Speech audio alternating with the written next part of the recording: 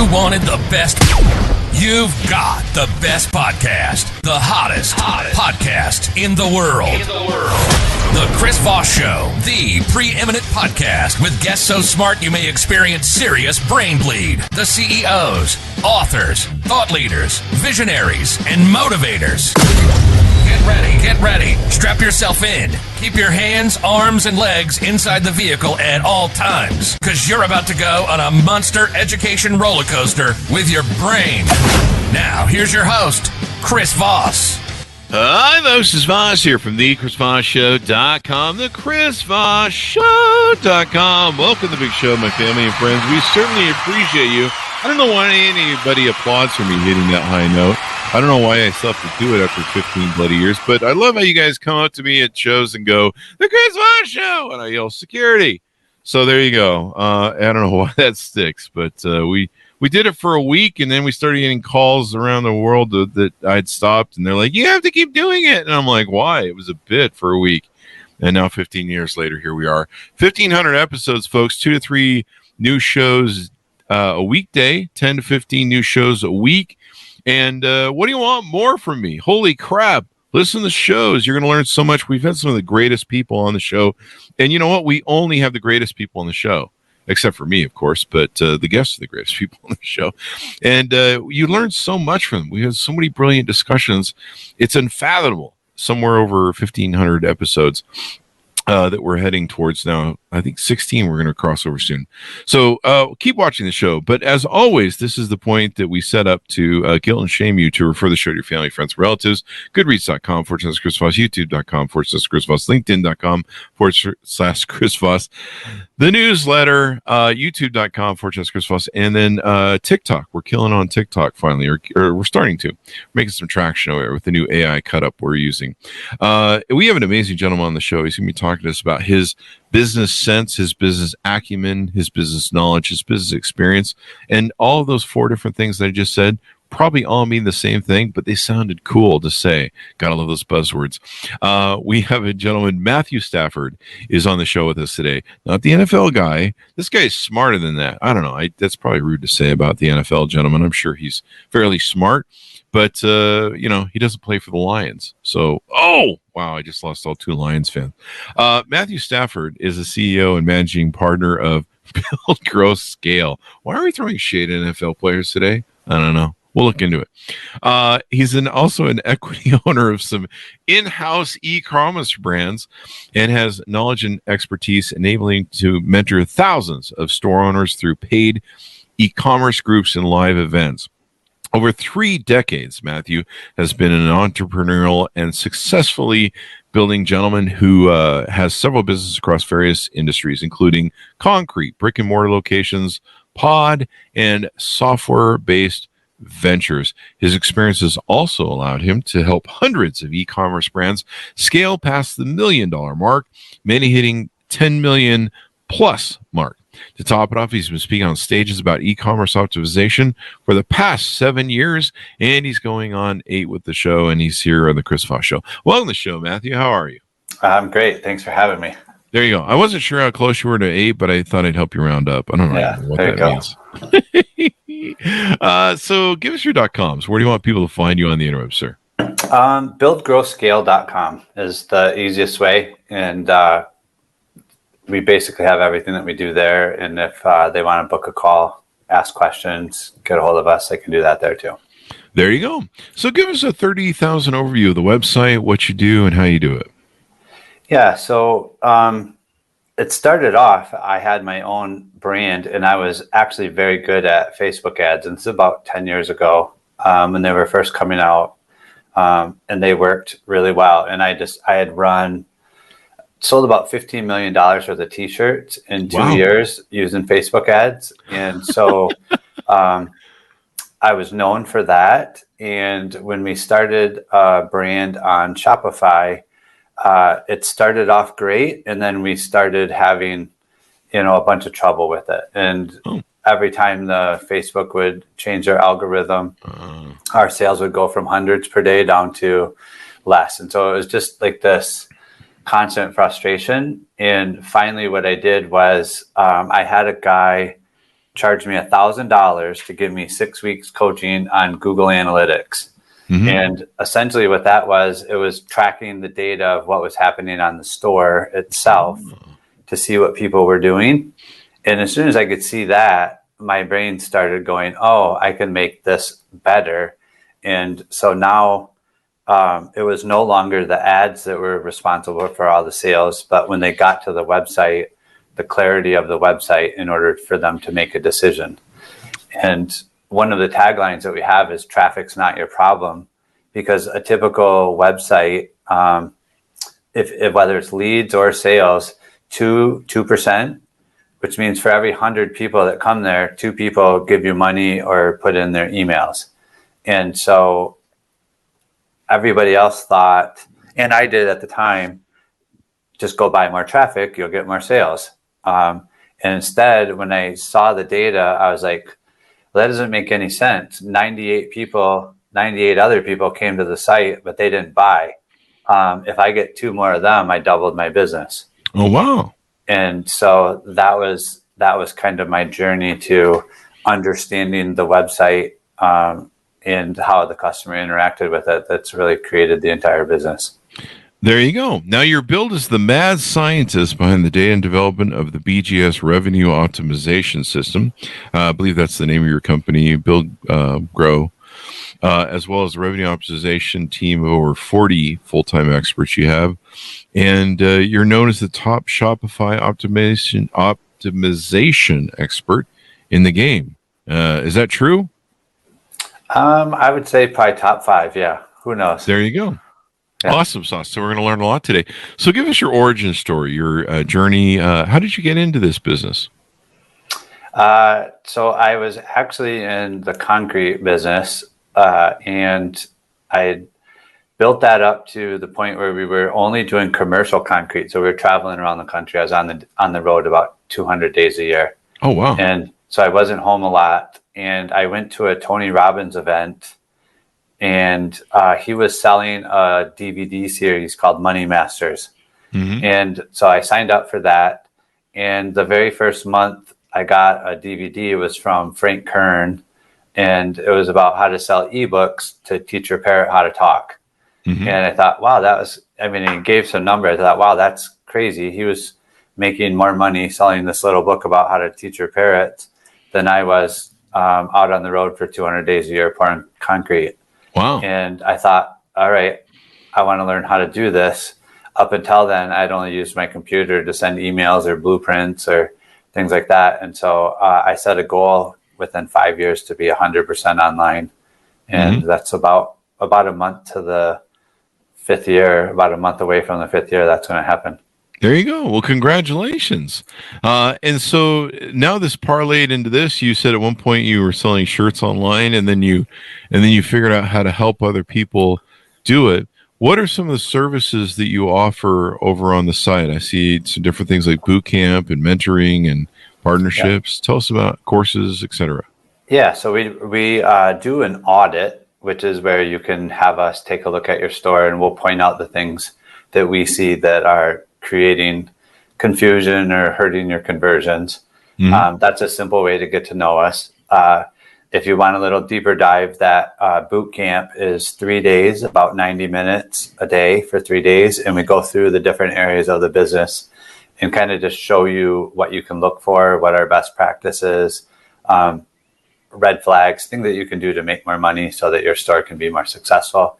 And then at that point, we'll make you an offer. There's no pressure because there's no scarcity to it. We're going to keep doing this for a long time. And so if you want to, you can join our membership. And if not, you can just take what you learned and, do it yourself, and you'll still make more money. There you go. There you go. So a lot to offer there and helping people. So is it any sort of e-commerce site? Is it specifically to Shopify and or just any e-commerce that's selling something online?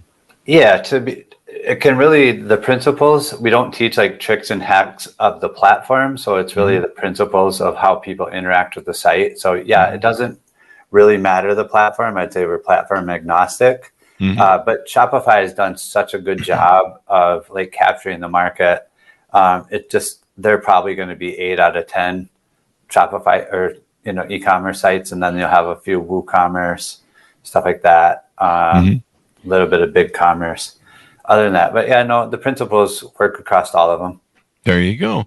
Tease us out, if you would, some effective strategies for improving e-commerce conversion rates, if you would. Yeah, so I'll give you one right away that will make more money, and it's literally never not one. So if you go to your checkout and people look there, and it will say email and then all the other information, and then on the bottom it says phone. Well, the checkout is closest to the money, so that's where we always work first. And when you do, if you make a difference there, it instantly translates into more sales, more money. And so we're always trying to optimize that to make it better. Well, I use the theory that people don't mind giving you what you ask for as long as you give them a reason why. And they've done all kinds of studies like that, like, oh, I want to cut in line. And people are like, no, but you go, oh, I need to cut in line because my kids are running late for school. Then all of a sudden they'll let you. And they've tested that a bunch of different ways. And so we know that because we track the form field errors, a lot of times people give you a junk email. And so what we did is a lot, really. Wow. Yeah. And the truth of the matter is your order confirmation email gets opened 85% of the time. And so what we say is email required for your order confirmation. So we put that text in the form field, and what they'll do, because they know that they want to go see the email confirmation, that they'll give you their best email. And so by doing that, we had less errors on the checkout.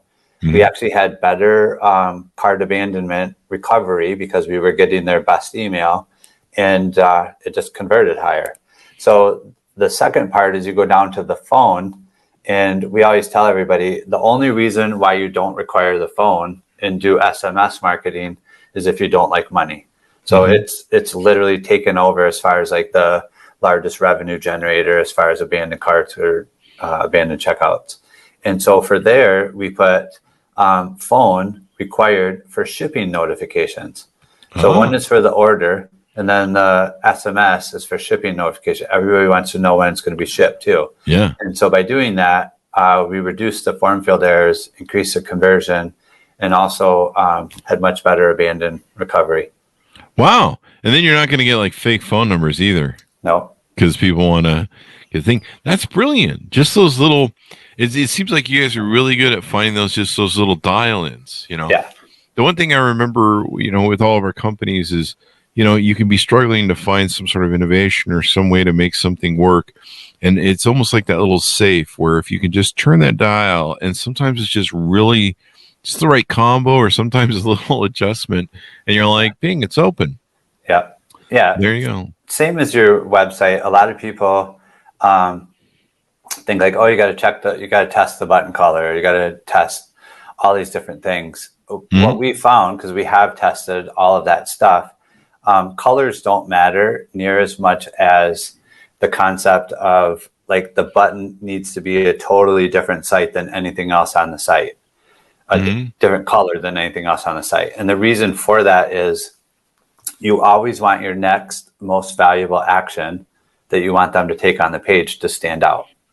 And so they'll literally go through your site if you've optimized it from the front to the back, and it just felt good to buy because like everything was laid out, it was very clear. And so by doing that, like make sure that your buttons stand out and nothing else is that color. A lot of times we see people, if their theme is blue and pink, then they'll put pink buttons or they'll put blue buttons, but then that matches a whole bunch of other stuff. Yeah. Yeah. Here on the Chris Voss Show, there's a buy button right there in the blue, but it's labeled blue, so you can't see it. Or no, I'm just kidding. There's a buy button right over here. Anyway, yeah, I can see why that makes sense. I have been on websites where you're like, how the hell do I get out of here? And where do I need to use a different credit card, and how do I switch the credit card? I was having that problem really today on TikTok. We bought another ad campaign on TikTok that we ran, but I wanted to put it on a different card. And for the life of me, I couldn't figure out how to put it on a different card. Like I went through like a billion menus, and memos, menus. And how much have I had to drink today? Jesus. And I don't drink. That's the weird thing. And I couldn't figure it out. So finally, I was just like, fucking just leave it on whatever card it's on. And that was the example. I mean, of TikTok. Yeah. You know? So again, what I tell people, they always go, "Oh, well, what can I do to my site?" I'm like, I don't know. There's probably a lot of things you can do to your site. The thing that is easiest for me to explain that will create a shift for you is you've always looked at your site as the owner and how do you make more sales? Mm-hmm. And if you come to your site, like go to your site on a new device and then give yourself like some tasks to do and see if it's easy or hard. Don't just click on stuff that you know where to go. See if it's labeled, if there's a bunch of clutter, all these different things. But go on the site as the customer looking to solve a problem and see how it works then. And a lot of times that little shift, you'll see a whole bunch of things on your site that you never noticed before because you have banner blindness to them. Wow. You know, approaching your business with kind of fresh eyes and sitting down and going, if I was new and I didn't know, I'd never been to my site before, how does this look from the outside? I sometimes with our phone systems and our companies in all the different places stuff would go when it would come through the operators. Sometimes I would just randomly call in anonymously and go through my system like, hey, can I talk to a salesperson? And then it was kind of interesting, some of the experiences I had. Like sometimes a secretary would pick up the phone and she'd be talking and not answering the phone. I'm like, what the fuck is going on? And then 5 minutes later, she go, hi, how you doing? I'm sorry, I was talking to somebody. What's up? And you're like, you just got the boss in the call, man. Yeah. And seeing how the calls would flow through my system nowadays, that was in brick or mortar days. Nowadays, you've got to look at your site from the outside and try and look at it with those fresh eyes, or get people that can advise you and look at your site with fresh eyes. What do you find most people sort of the top things people struggle with their e-commerce site? What do you find most people come to you for help with? Certainly to get their site to convert higher. But what we find is a lot of times people do their own customer service early on. And so every single person that writes in a question, they think that now needs to be answered on the website. And what they've done is they've literally put so much stuff on the website to answer all the questions and clear everything up that now the people that don't need to know all that are forced to go through everything in order to check out. And so they've actually made the process worse, not better. Mm-hmm. And so typically we'll use the customer service and look at the trends of what people are asking and then find a way to answer that question on the proper page. That's the other thing. A lot of times they're like, oh, they had this question, so that goes on the homepage, that goes on the product page, but yet their question might have had something to do with the cart, and they just think like, oh, in order for them to get the sale, it needs to be answered. Well, it's not even when those people are thinking that. And I always tell people that there's typically two reasons why people don't buy from your site. One, they don't trust you, or two, they have an unanswered question. And your website is your conversation with your client. And so if it's not a good communicator, you're not going to create a lot of relationships, which are your long-term clients. Yeah, it's interesting how I've seen that. Like the biggest pet peeve for me is if you send me to a site where I'm going to be dealing with, hey, you want your question answered? Can you go to our forum that has like 5,000 posts and you can probably find the answer you're looking for there? Yeah. I'm like, are you freaking out of your freaking mind? Yeah. Like, what the hell? Yeah, customer service for sure is a lost art. We deal with a lot of really good, high quality brands. And I will tell you, the ones that are very successful and have been for a long time usually do customer service very, very well. The ones that try to outsource it or, hit two and then go here and then do that, like the rest of their company is in chaos too. And everybody looks at them as like, oh, they're the big one that's doing this, it must work. No, they already own their media. So a lot of times that allows them to get away with stuff that you can't do as a smaller operator. The ones that make it are the ones that have great customer service.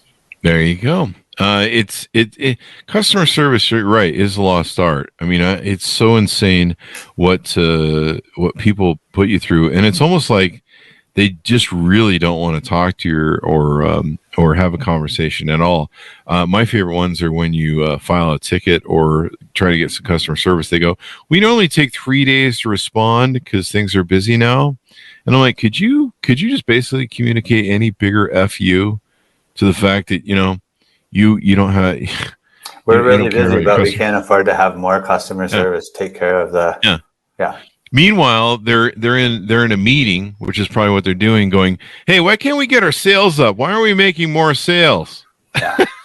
You gotta love the irony there. Yeah. What are some of the other struggles that you see that you help your customers resolve? Probably a non-typical answer is, if you think about it, when the CEO of a company gets coaching and the business increases, it didn't require all the rest of the team to get it, but typically the leader. Really? And so what I've noticed is when you do some mindset work or coaching with the owner of the site does better. And it's because they're now looking at they're looking at their business different. They're treating their people different, which in turn treats the customers different. And so, I always say we notice a huge difference when the owner starts investing in himself, not just from the business standpoint, but who they are. And the business tends to do much better. So better leadership, better culture improvement? Yeah. Yeah. Wow. Isn't that interesting? Yeah. Wow. I was expecting you were going to say, if they understand their business better, like metrics, analyzing it, strategies, all that sort of stuff, then they know more about how to game the system. But that's really interesting, man. That is very interesting. Yeah. I mean, obviously the things that you mentioned are going to help too. Those are just good business practices. But as long I have found, and I've witnessed it just because of how many we've been able to work with, that the ones that do that tend to excel way faster. They tend to take action quicker. They pivot quicker. Businesses, it's hard and it's a game. And so you gotta go into it, to win the war. And that means that you gotta be able to take the lumps along with the other stuff. And a lot of times, you got to learn how to not take it personal. Oh yeah, definitely. But I've written about leadership. We've talked about leadership extensively on the show.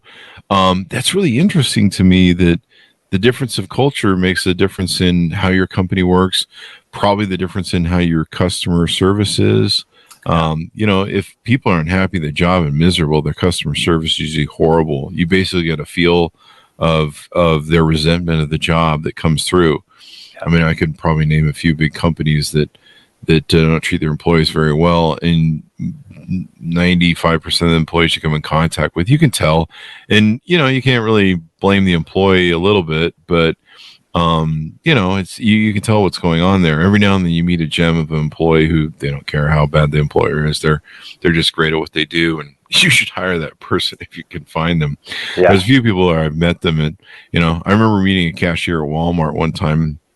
And this, and my local Walmart has started doing this thing where they put in 5,000 of those self-serve things, and they purposely hide and turn off the aisle for full service or whatever you want to call it, getting a cashier. And so, like, literally, you have to ask and say, "Hey, where the hell's a cashier? I don't work for you. I'm not stocking your shelves, and I'm not bagging my own groceries." And one of the gentlemen came over, a young guy. And I was just pissed off because I'm very pissed off about it.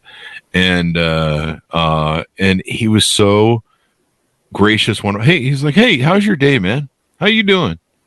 He's like friendly and stuff. And I just a nice guy. And he like totally changed my mood. And, I made some comment. I go, I don't like this thing where we got to do this self thing. It's being kind of forced on us. I mean, what next? I got to unload the trucks. And he's like, hey, I don't like it either, man, but it's cool, man. I'm going to help you out here, and we're gonna get through this here, Yeah.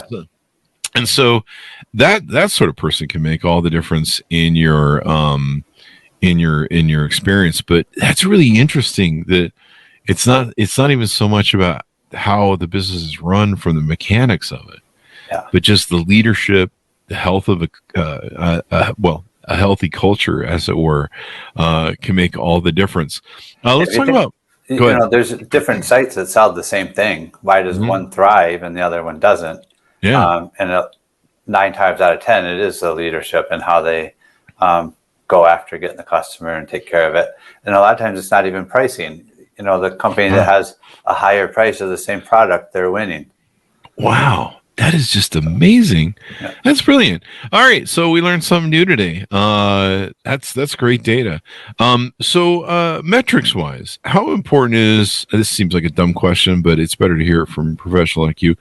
How important is it to understand metrics, to have metric measurements, to really be looking at the analytics of your site so you can help improve those conversions?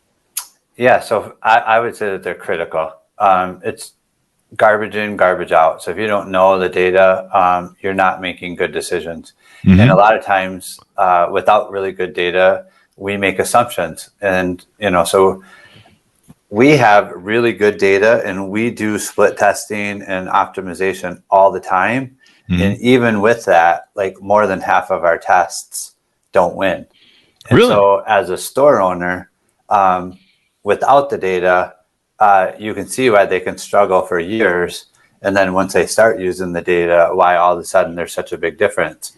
It's because one, you're throwing a bunch of stuff against the wall, trying to figure out which part of it's working and then do more of that. Well, it takes you back to that old adage, like, yeah, I know that 50% of my advertising is working. I just don't know which 50%. The only way you're going to know that is by having good, clean data. And then you can stop doing the 50% that's not working and double down on the part that is. And, you could get away with not using your data years ago.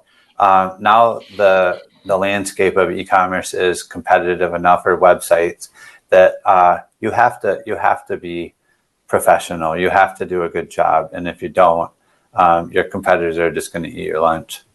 There you go. Well, being professional definitely helps as well. Let me ask you this, because I hate doing A/B testing, and I'm just like, A/B/C/D testing. It's just like I always would just like have that fantasy of just like, can we just make copy and it works and we just go? Yeah. But how important is A/B testing and optimizing it and all that stuff? And do you have to keep constantly testing to try and find a better way? What's a good strategy for that, maybe? Yeah, so we do. We actually have a course on our site. It's fairly inexpensive, but it's a really, really good course called User Testing Mastery. And I honestly believe it's probably the best program that we've ever produced. And it's also that strategy has been responsible for the largest wins that we've ever had across the sites that we do. And essentially what it is you create a very specific task set for someone to do. And then they go to your site and do that while they're videoing their screen and narrating what they're doing. And so by doing that, you actually see where they struggle, what their impression is, if they understand how to navigate, all the different things that you gave them to do. And in that, we'll find a lot of very big wins, go back, fix that on the site, and then we have obviously more money. Another thing that we do that anybody can do is on their thank you page, put a little pop-up that asks a question. What's one thing that almost made you not buy? And what they'll do is they'll tell you what their struggle was, or what they didn't understand, or what was hard for them to figure out. And then you go back and fix that on the site. And when you do that, you'll get a lot of wins that way too. There you go. I there's one site that I have that I'm a favorite of their brand, and they make great products that are very healthy. So it's hard to dissuade me from their brand, but they do have a weird thing on mobile where when I'm going to their site and buying things, their pop-up pops up and takes up half the screen. Yeah. and it's like, hey, can we help you? I'm like, no, get the off of my screen and let me look at your site, damn it. Yeah, we were actually looking at the data today on one of our partner stores, and the number one most clicked button was the close to pop up. And we're like, there you go. That's a pretty good indicator that people are in the middle of doing something and they closed that rather than leave. So that means that they had intent to do something and you like interrupted that buying process. Or what's worse is you can't figure out where that little X is that's so damn small for old people like me with bad eyes and bad brains. And we're just like, I'm just going to close the whole, just give up. Yeah. And sometimes I'll actually do that with the site I reference and be like, I'll just go order when I'm on my computer. You know, and then I get the cart abandonment text messages. Yeah. And I don't mind. I love them as a company, but still, I mean, they're losing business from whoever isn't a loyal customer like me. 100%. Yeah. Yeah. And then, of course, the sales have to wait a few more days. And they're probably sitting around having meetings going, why does it take so long for these carts to fulfill? Like, or there's, you know, you would have consumed more of their product if you could keep buying it whenever you're ready. Yeah. That's actually true. And in one case, I couldn't get their whole thing to work, and I needed, in this case, you know, I lift weights, so I needed protein that was isolate, and I just went and bought another brand because I needed it right away. Yeah. And by the time their site got, you know, whatever was going on with it, I was like, I just bought another brand. And when the cart rep, they have some sort of conversion where the cart rep, if you ask for help, a guy will say, hey, do you need help?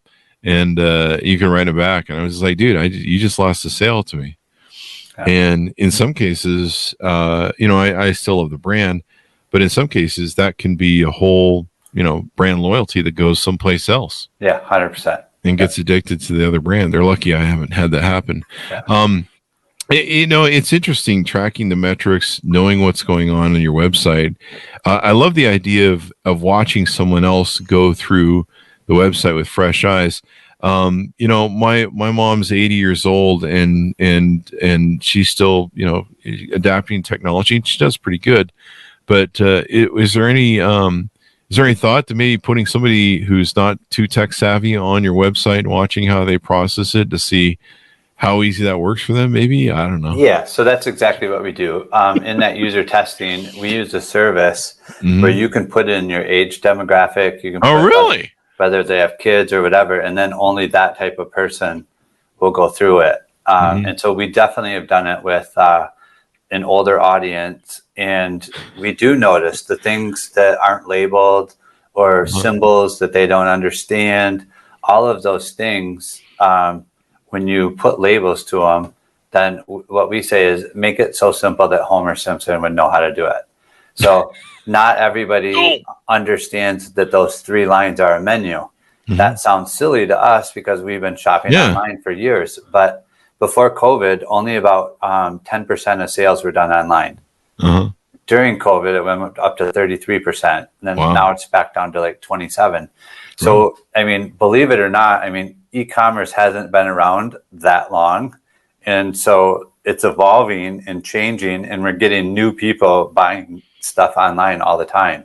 And, you know, I have a website that's a favorite of mine. I've been going to it for years, and it has those 3 lines. And I still, like, every now and then be like, where the hell's the menu again? Yeah. Yeah. So just label it menu, cart. Yeah. And make the lines a little bigger for the old people, eh? Yeah.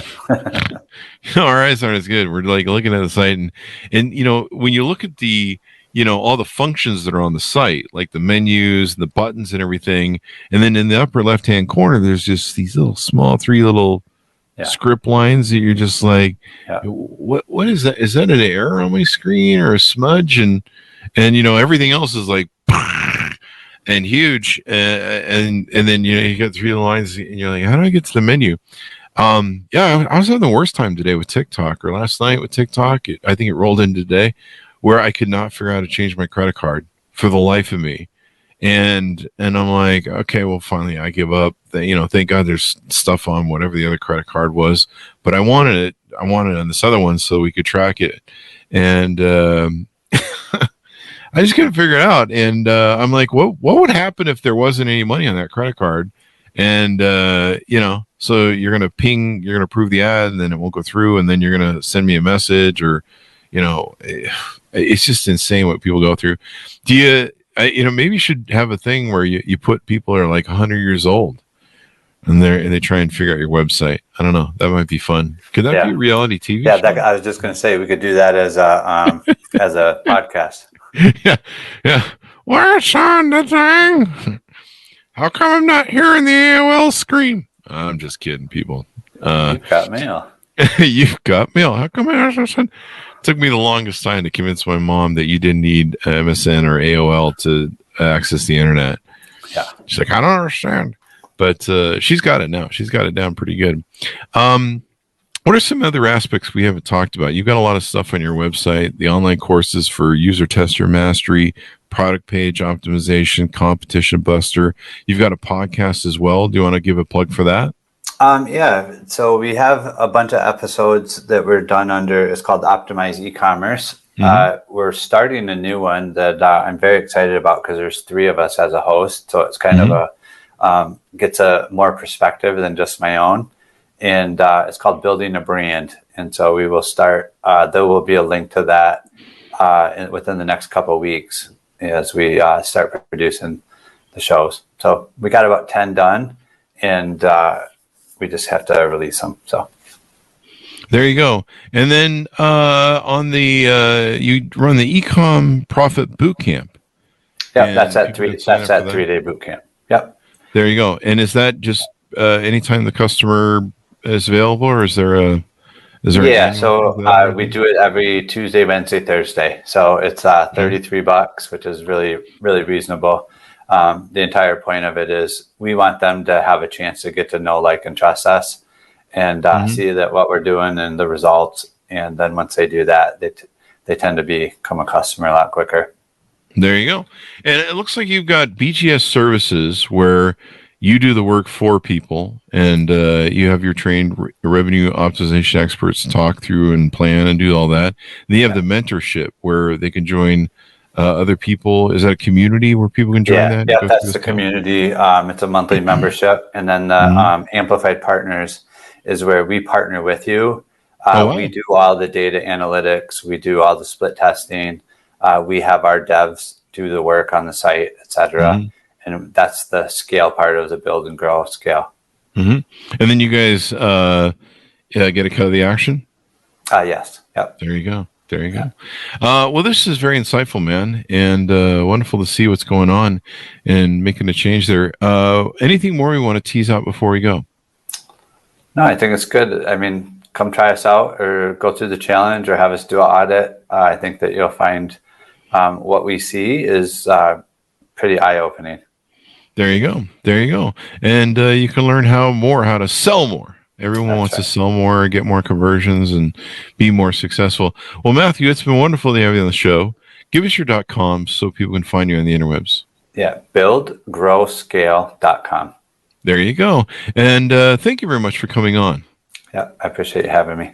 There you go. Thanks to us for tuning in. Go to goodreads.com/Chris Voss, youtube.com/Chris Voss, linkedin.com/Chris Voss, and all those crazy places on the internet like TikTok, Chris Voss 1. Thanks for tuning in. Be good to each other. Stay safe, and we'll see you guys next time. And that should have us up.